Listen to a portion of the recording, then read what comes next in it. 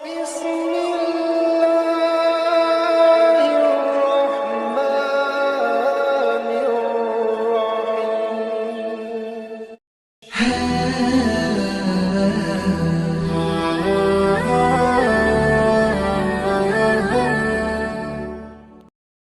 Bismillahirrahmanirrahim. Assalamualaikum warahmatullahi wabarakatuh. Syukur Alhamdulillah kita bisa berjumpa kembali di channel Muhasabah Fiddin.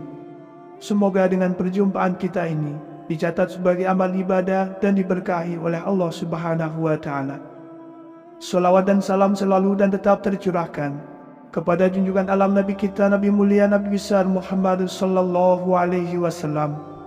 Allahumma salli ala Sayyidina Muhammad wa ala ali Sayyidina Muhammad.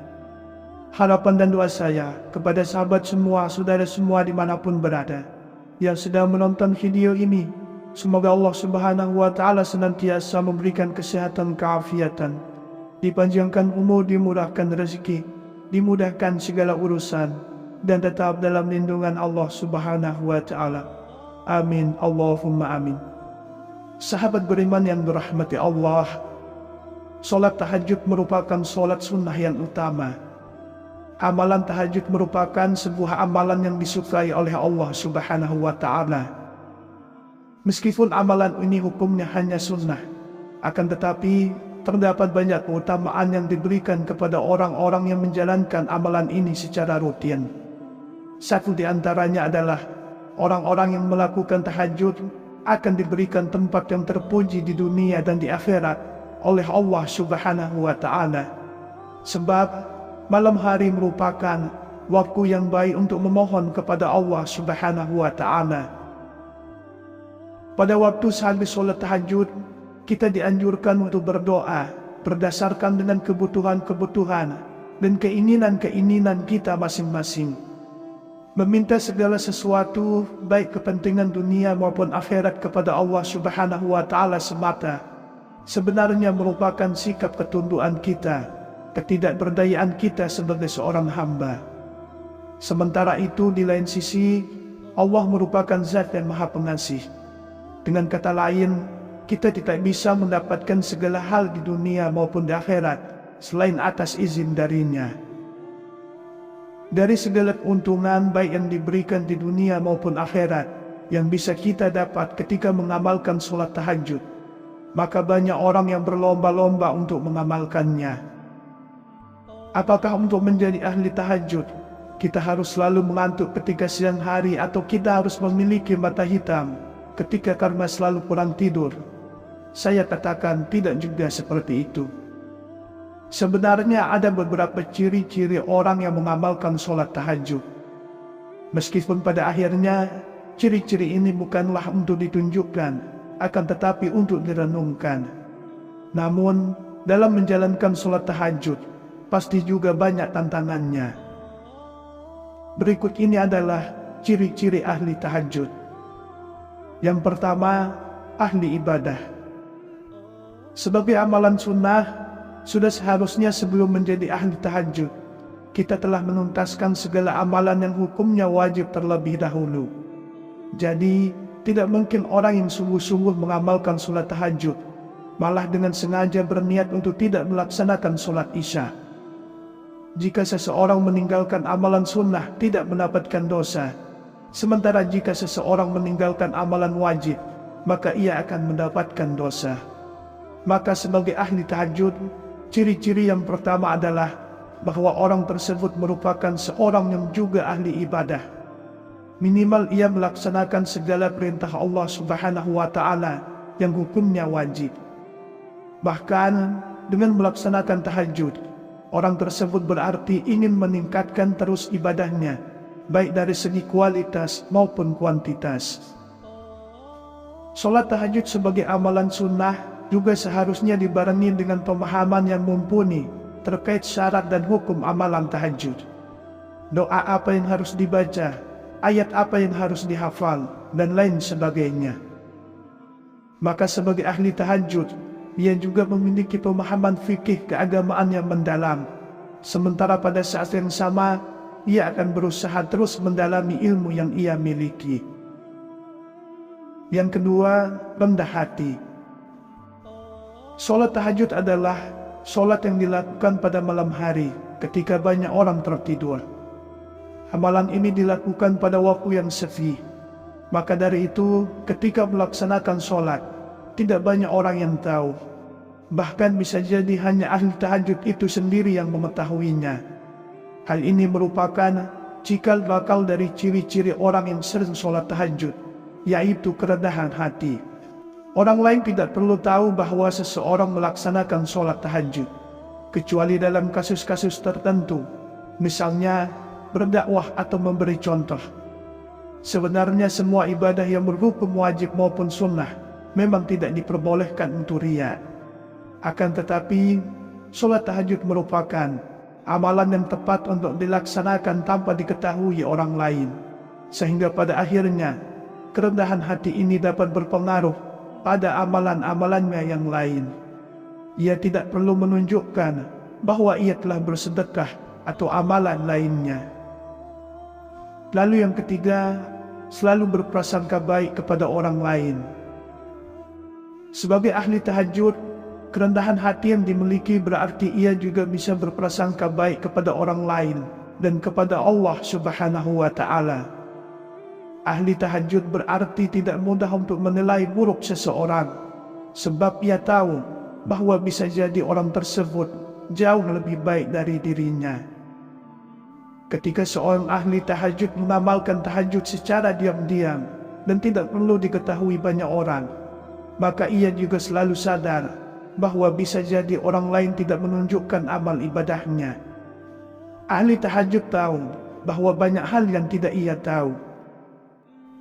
Yang keempat, selalu berprasangka baik kepada Allah Subhanahu wa Ta'ala.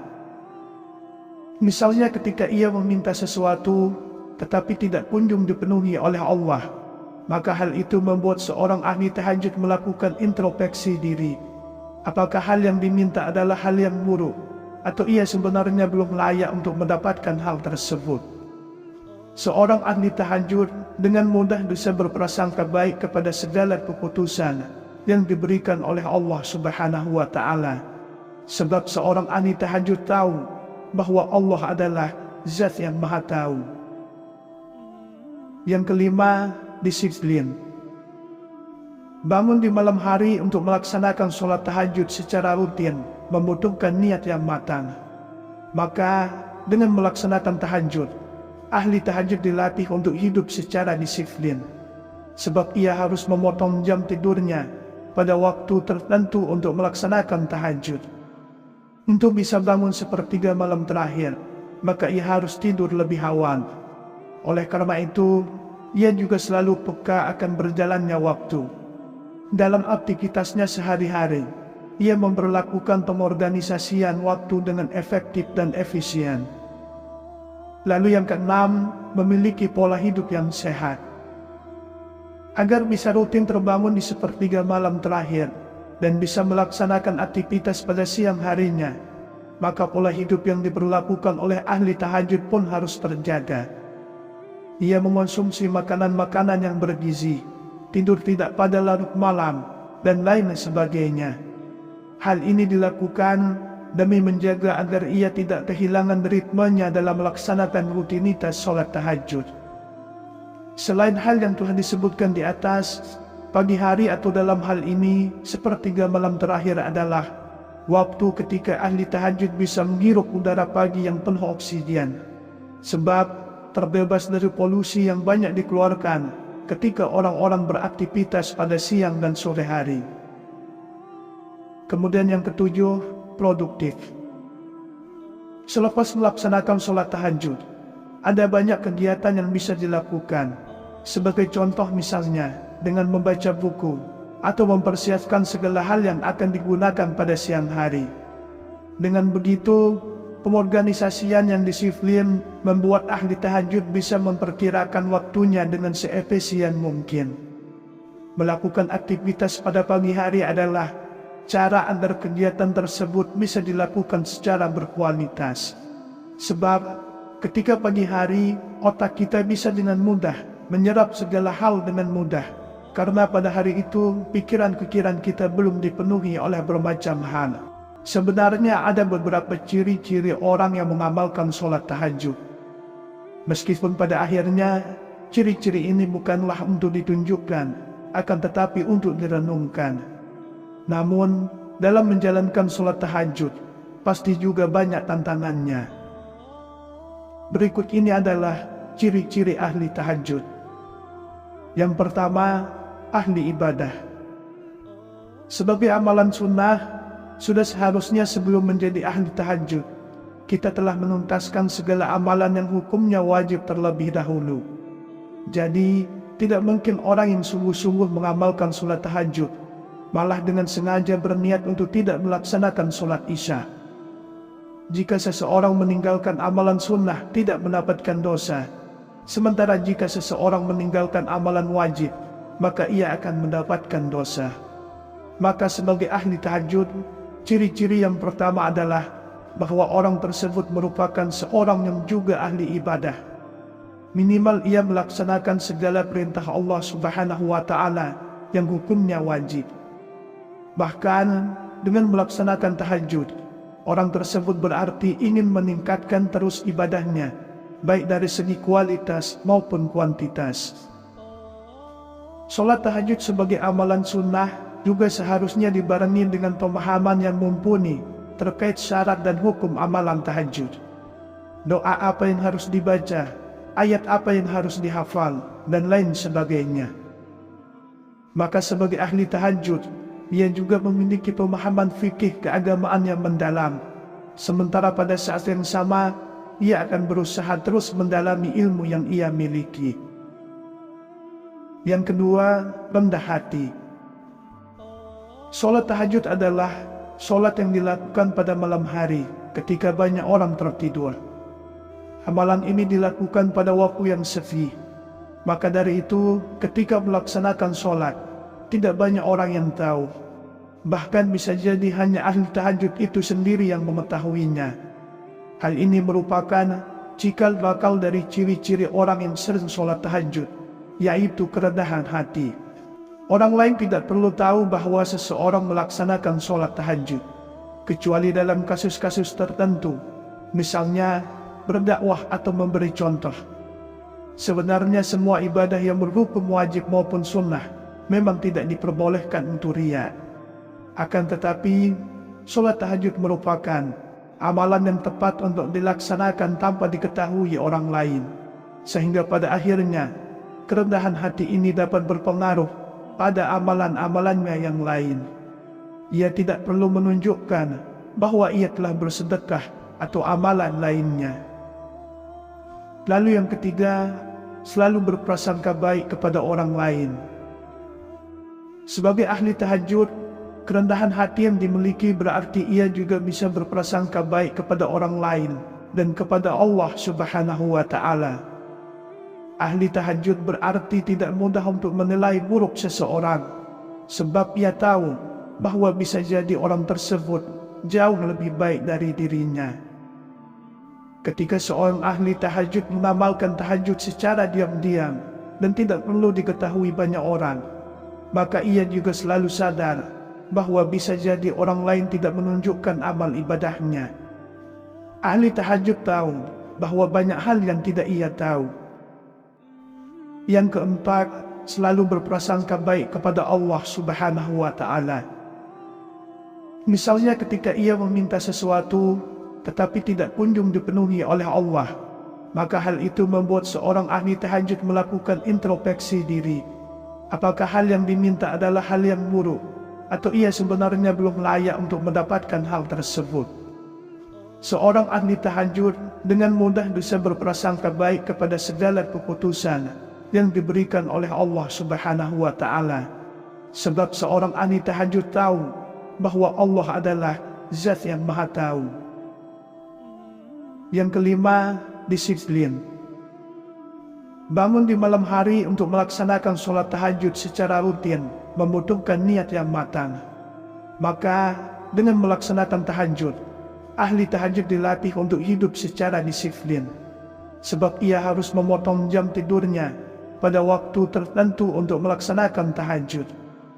Untuk bisa bangun sepertiga malam terakhir, maka ia harus tidur lebih awal. Oleh karena itu, ia juga selalu peka akan berjalannya waktu.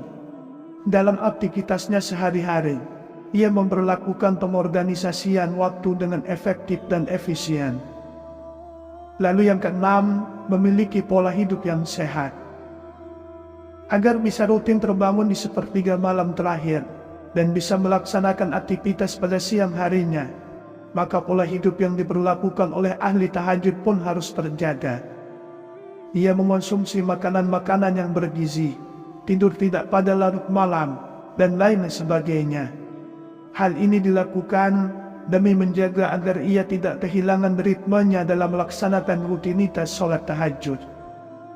Selain hal yang telah disebutkan di atas, pagi hari atau dalam hal ini, sepertiga malam terakhir adalah waktu ketika ahli tahajud bisa menghirup udara pagi yang penuh oksigen. Sebab terbebas dari polusi yang banyak dikeluarkan ketika orang-orang beraktivitas pada siang dan sore hari. Kemudian yang ketujuh, produktif. Selepas melaksanakan sholat tahajud, ada banyak kegiatan yang bisa dilakukan. Sebagai contoh misalnya, dengan membaca buku, atau mempersiapkan segala hal yang akan digunakan pada siang hari. Dengan begitu, pengorganisasian yang disiplin membuat ahli tahajud bisa memperkirakan waktunya dengan seefisien mungkin. Melakukan aktivitas pada pagi hari adalah cara agar kegiatan tersebut bisa dilakukan secara berkualitas. Sebab ketika pagi hari, otak kita bisa dengan mudah menyerap segala hal dengan mudah, karena pada hari itu pikiran-pikiran kita belum dipenuhi oleh bermacam hal. Demikianlah yang bisa saya bagikan pada kesempatan video kali ini. Semoga ada arti dan manfaatnya untuk kita semua. Semoga Allah Subhanahu wa Ta'ala senantiasa merahmati, meridhoi dan mengampuni dosa-dosa kita. Wallahu a'lam. Wassalamualaikum warahmatullahi wabarakatuh.